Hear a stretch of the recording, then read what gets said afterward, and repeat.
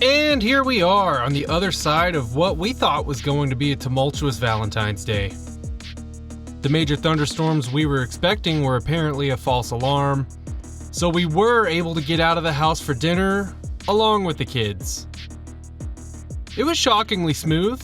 The girl behaved herself, and the boy slept the whole time in true President's Day fashion. No broken hearts for us, and no spending bills shut us down over the weekend, so the beat keeps going.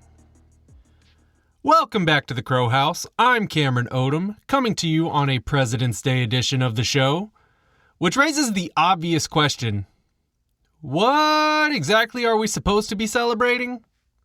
Other than mattress sales? Be honest, you don't know. Nobody knows. Unless you work at a bank, then it actually matters, I guess. We've got a hell of a show in store for you today.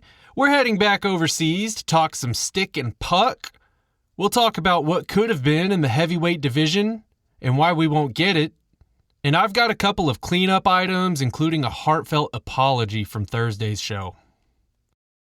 But first, today's episode is brought to you by the true meaning of President's Day, whatever that actually is.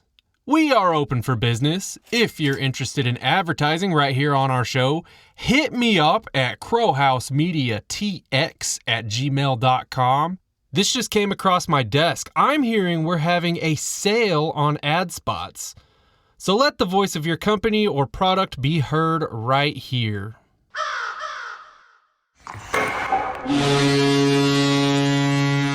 Well, get your passport back out because we are heading back to Milan to check out some Olympic hockey.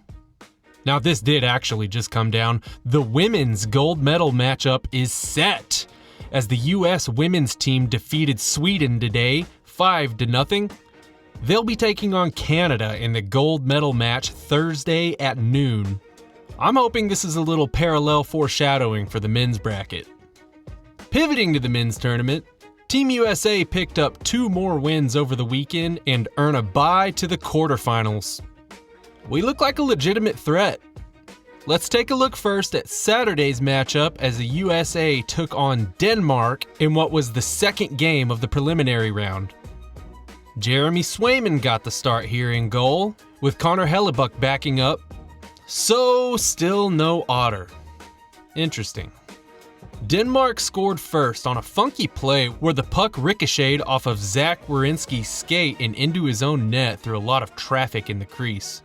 However, Matt Boldy got it right back for the US after he collected his own rebound and netted a sweet wraparound goal. Denmark regained the lead on what was basically a center ice wrist shot. Swayman never picked it up and Denmark takes a 2-1 lead. Jake Ottinger would never let this happen. 2 weird goals and we're down 2-1 after one period. But Team USA got back on track in the second. Brady Tkachuk ties the game off of a face-off rip. Jack Eichel follows up in less than a minute later with a face-off rip of his own. Then Noah Hannafin puts back his own rebound to take a 4-2 lead. Denmark capitalized late on a US icing before the end of the period. They scored a slap shot goal from the right point to make this a 4-3 game entering the third.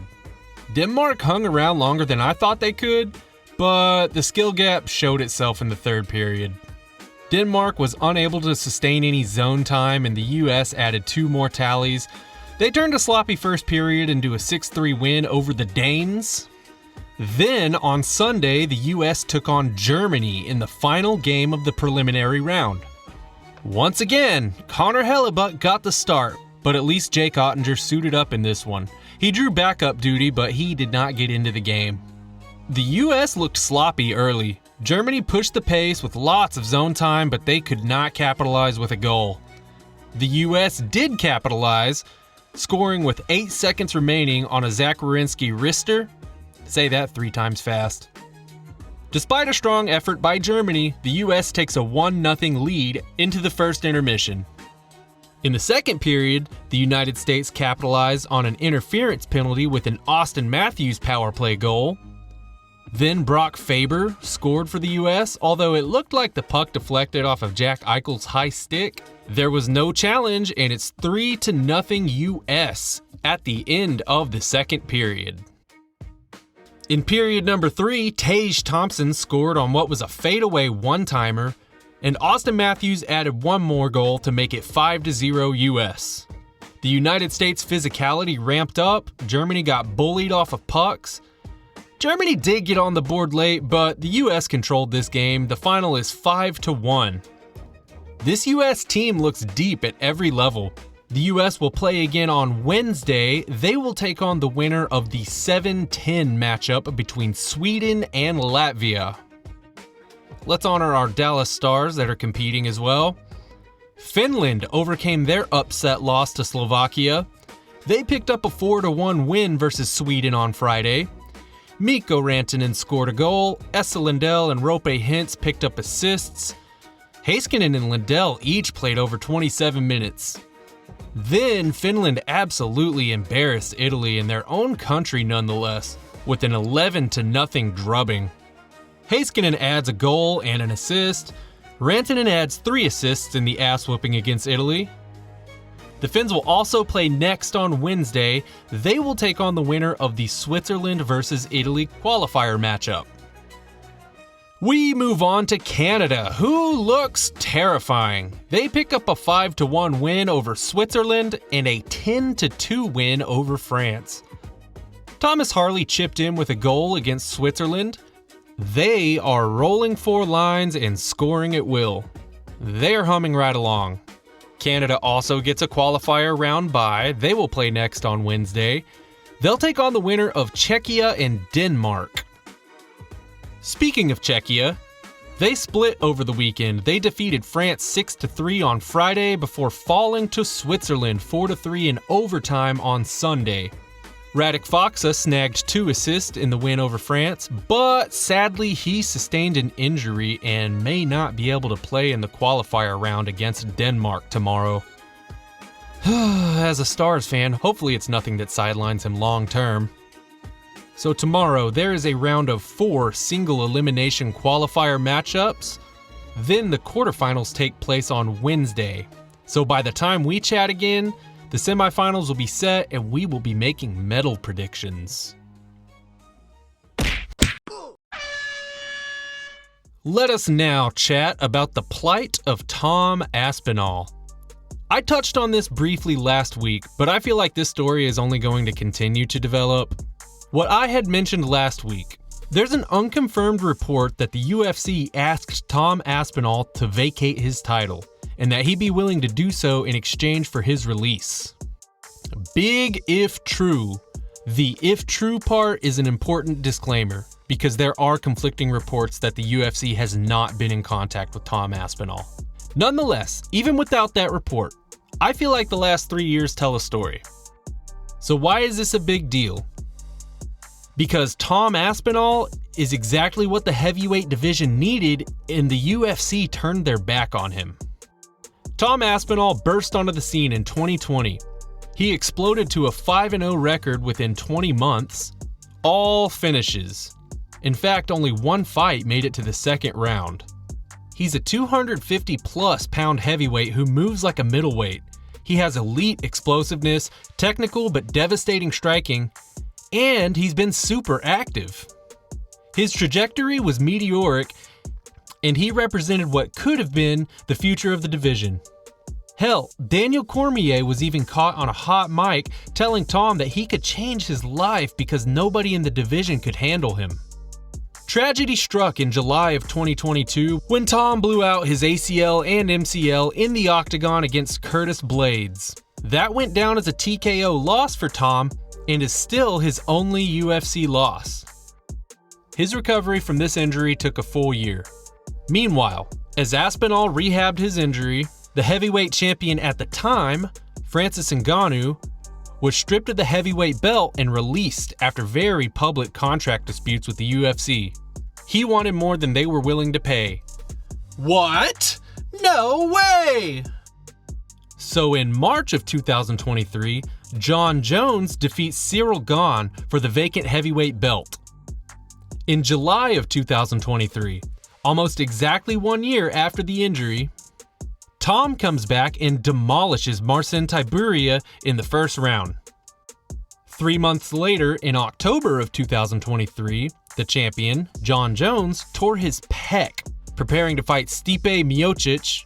Jones would miss significant time, so the UFC opted to have an interim champion. The following month, in November of 2023, Tom Aspinall fought Sergey Pavlovich for the interim belt. Tom smoked him in 69 seconds. Nice.